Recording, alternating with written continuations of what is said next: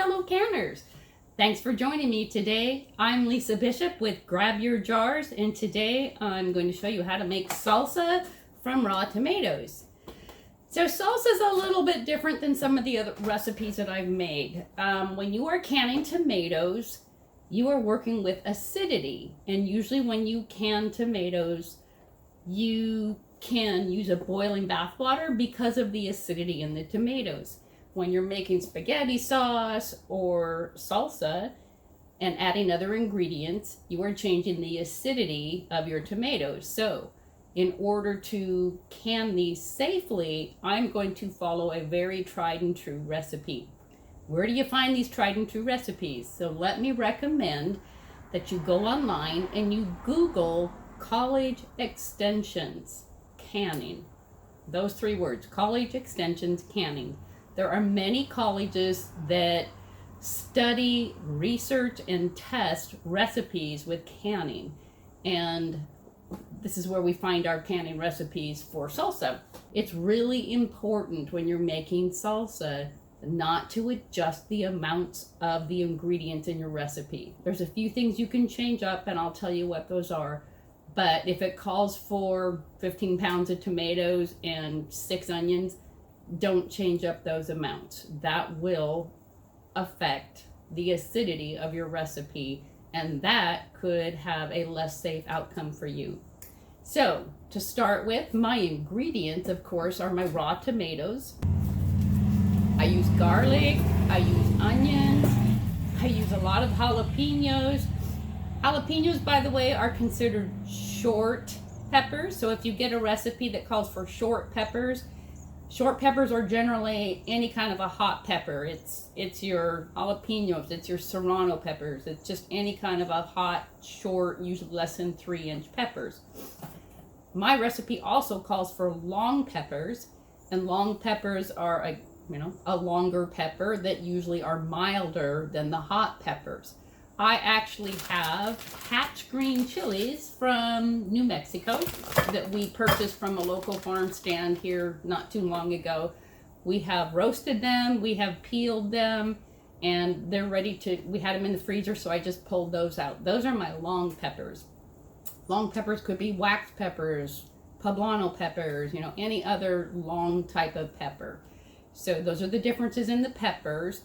You can mix up your peppers a little bit. If it called for jalapenos and you really like hotter peppers like serranos, you can change that. If it called for long peppers, and like my hatch green chili peppers are pretty hot, so if you like a milder pepper, you might want to use a poblano or a wax pepper, and that's okay as long as you use 4 cups if it calls for 4 cups, or a cup if it calls for a cup. As long as you don't change up the amount that you're using, that's fine. My recipe also calls for canning salt. If you are using salt in your canning, I recommend using canning and pickling salt and not table salt. Table salt has iodine in it, and it can make your recipes cloudy and kind of yucky. So I don't use table salt when I'm canning. My recipe also calls for cumin. It calls for oregano. I'm not sure if I'll use the oregano. It also calls for pepper. So that's the other thing that you can change up. If, maybe you don't like cumin, that's fine. You can change up any of the spices in your recipe, and it will not affect the safety outcome of your recipe. I do use real lemon juice, and this is what's going to add the acidity back into my recipe. So that's pretty much it for what my recipe calls for. I will put my recipe on the end of my video, and I'll probably put a link down in the comments for it as well.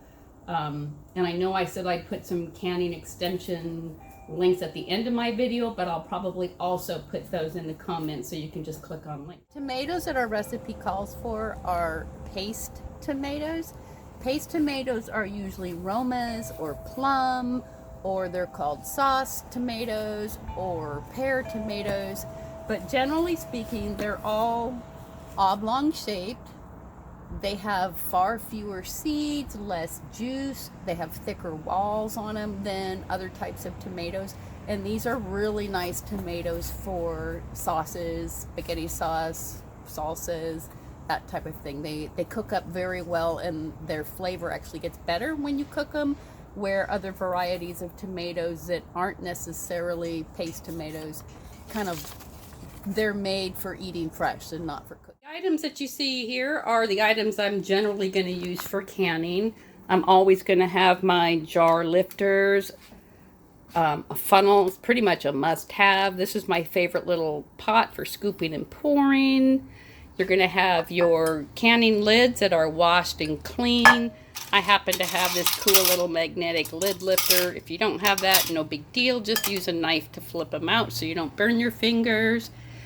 You're going to have your screw bands that are also washed and ready to go. You are going to want to use some gloves, whether you use vinyl or latex, whatever you happen to have. I highly recommend gloves when you're working with hot peppers and you've been doing, several of them and working on them and de-seeding them and whatever. It's going to make your hands burn at some point. And if you happen to touch your face or your eyes, guys, that's not fun. So I highly recommend gloves. And of course, you're also going to have your clean, washed jars. You don't have to sterilize these ahead of time because they will be processing long enough in the boiling bath water to sterilize as they're processing, as well as the salsa that's in it. As far as pots you're going to need today, don't let this confuse you because I have both of my canners out here. I have my hot water bath canner or boiling bath water, and I have my pressure canner out here. So let me tell you what I'm going to use what for what. The most important pot right now is this one in the middle. This is my steamer. And you're going to be putting your raw tomatoes in here for 30 seconds. Put them into the boiling water. As soon as the timer goes off, you're going to take those tomatoes and you're going to plunge them into cold water. So the cold water actually stops the cooking process on the tomatoes. They, let them sit in the cold water for just a couple minutes and then you can start just peeling them. We'll be seeing that in the video.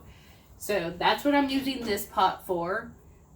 My pressure canner, I'm not actually pressure canning today. I'm going to use my pressure canner as my boiling bath water canner. If you've never canned before, you want to go through your tomatoes and basically one at a time, check them for color, check them for ripeness. I don't want to have a real orange tomato. I want mine to have some good red color to it.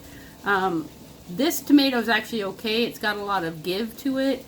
Even though this side has a lot of orange on it, that's all right because the majority of this tomato is red, ripe, and ready to go. If there's a lot of orange to it, I'm going to set it aside and use it on another day after it's had a chance to ripen.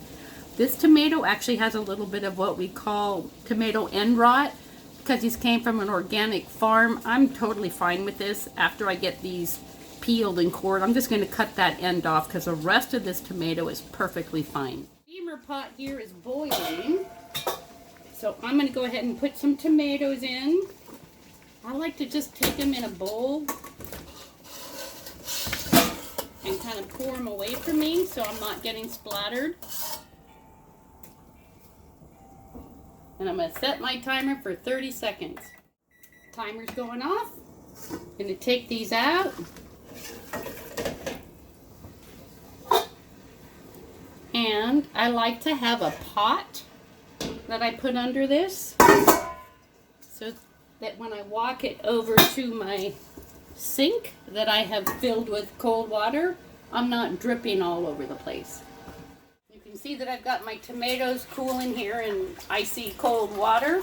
I have a cutting board ready to roll. I've got a knife for coring and peeling, and I've got a knife for chopping. Now I have a quart jar out here also because my recipe does call for 7 quarts and I want to be pretty specific about the amounts I use. I'm just going to fill up a quart at a time and put them in my pot that I'm going to use. If you've never canned tomatoes, so generally you just want to get your knife in here, cut the core out. You can see my skins are already slipping right off. Slippery little sucker. And then the skins should generally peel right off. If they don't, just put a little slit down the side and then you can just peel it off like that. This has already come right off. I'm going to go ahead and do a bunch of these and see how much is going to fill my jar. If you have a tomato where the skin's not slipping right off and it's a little bit harder, generally it just means that that tomato is a little less ripe than the other ones. No big deal, just peel it off. So I am chopping up my tomatoes. I just cut them in half, cut a couple slices in them, and then just do a little chopping. This does not have to be precise by any means. And then I'm just going to dump them into my jar. And I'll let you know how many tomatoes about this size it takes to fill up a quart jar as soon as I'm done. If you don't like seeds in your salsa, you can just cut them in half and just kind of squish the seeds out over the sink. I don't care, and the recipe didn't say they had to be seeded, so I'm just going to leave mine in. I have a full jar of chopped, cored, and peeled tomatoes, and it took between 7 and 8 tomatoes that were about this size. So if you're trying to count out ahead of time, I'm going to say you're going to need about 60 tomatoes that are about a hand size. The recipe now calls for 4 cups of diced and seeded long peppers. And again, I'm using hatch green chilies that have been frozen, that I've thawed out. They've already been seeded, they've already been roasted and peeled, all of the above. So I'm just going to chop these up until I have 4 cups of peppers. I have my 4 cups of long chilies ready to roll. So long chilies usually can be tough, and you can remove the peels by heating them. You do not have to peel like the jalapenos, the smaller hot peppers, but you might want to peel the long peppers. And there's an oven or broiler method, or there's a range top method, and I will include those again at the end of my video so that you'll know how to do those. Again, mine were already roasted and peeled and seeded, so they're ready to go. Now I'm putting together a half a cup of finely chopped jalapenos that are seeded. And so basically you just cut the top off, you slice it in half, and you just strip the seeds out of the center.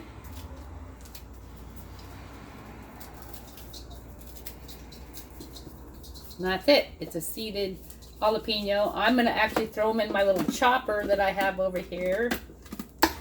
This is just like a little baby food processor that I like to use for chopping. So these will go in there.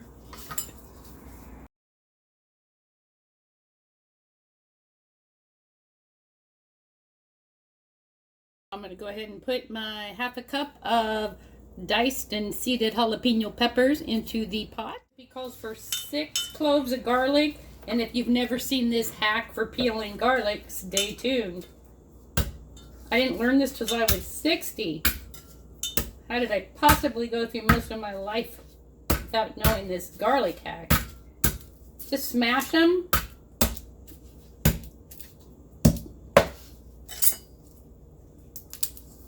And the peels basically come right off.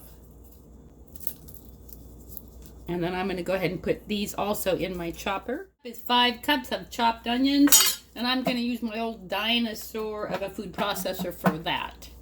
Next step is 2 cups of bottled lemon juice, and I just happen to have a big old jug because I do a lot of canning. So, just pour it out. I'm going to put that in the pot. And finally, 2 tablespoons of canning salt and a tablespoon of pepper. I'm going to pour that in. I'm going to mix this up really well. I'm not going to put the other herbs or spices in at this point. I'm going to go ahead and turn my heat on and bring this up to a full boil.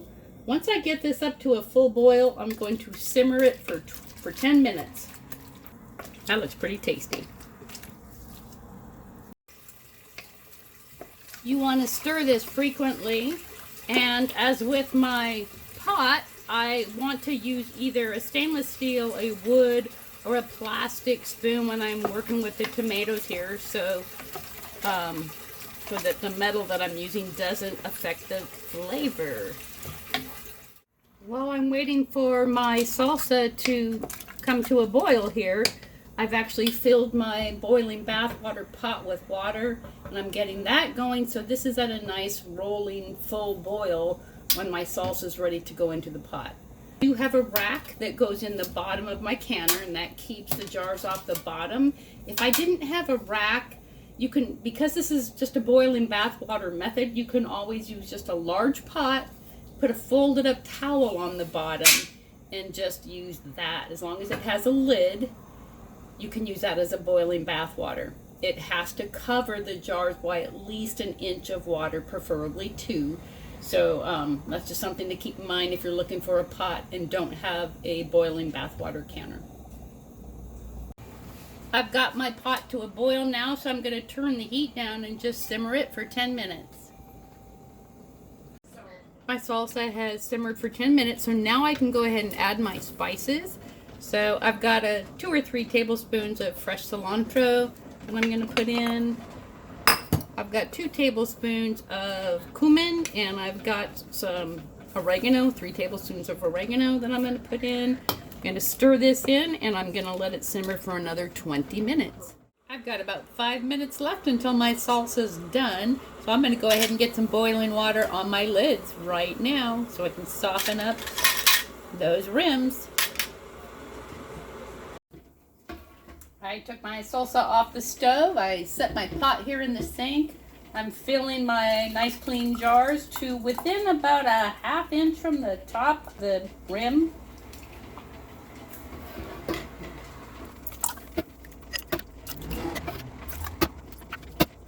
Gonna wipe my rims with a clean cloth.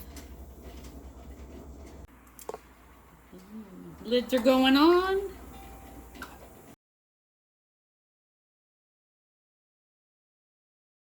Screw bands go on, firmly tight.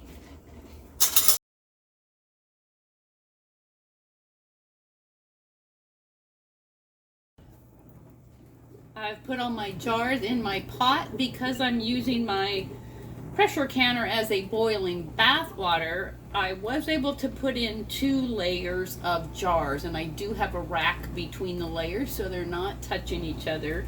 And I'm going to go ahead and put the lid on, and when this gets back to a rolling boil, I'll start time. It is at a full rolling boil here, so I'm going to start my timer for 15 minutes. Timer's going off. I'm going to open this lid away from me so that I don't burn myself.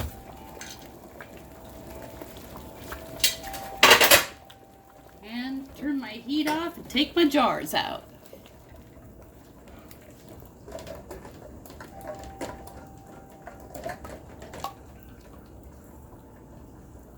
Ta-da! We have salsa. I let my jars sit out overnight to seal because I went to bed. And I do have 1 jar that didn't seal. I thought I'd let you hear the difference between a sealed jar and an unsealed jar. This is a sealed jar. Sounds pretty solid. This is an unsealed jar. Sounds tinny. So because I let this sit out overnight, I'm not going to try and reseal it. I'm just going to put it in the refrigerator, and we'll try and eat this up in the next few days. If I had checked these last night and found that this wasn't sealed, I probably would have tried to reprocess. They've all been washed, and I took my screw bands off, washed those. I'm going to write on the top of these what they are, because, especially because this is a hot batch, I'm going to write hot salsa, and I'm going to put my month and year, and these are ready for storage. And just so you know, this ended up yielding me 16 pints, and which is a really nice batch of salsa. That's it for how to make salsa. If you have any questions, put them in the comments below. Also check the comments for those links that I told you I'd be putting in there, the recipe and other information about college extensions. So thank you for joining me, and if you like this video, hit like and subscribe, and I'll see you in the next one. And as promised, I wanted to show you what happens if you put in college extension canning. So you've got the National Center for Home Food Preservation. You've got Georgia.